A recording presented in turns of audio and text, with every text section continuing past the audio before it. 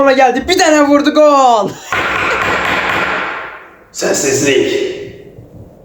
Sessizlik.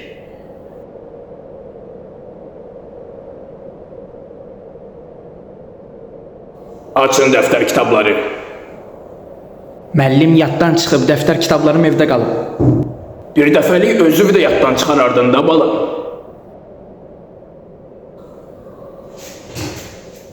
Sən niyə gətirməmsən? Necə müəllim? Deyirəm ki, niyə dəftər kitabın yoxdur?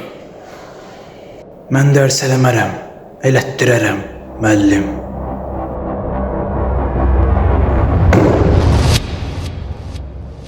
Kimsən ala sən? Sinifimizin səssizliyəm. Nə deyirsən ala sən?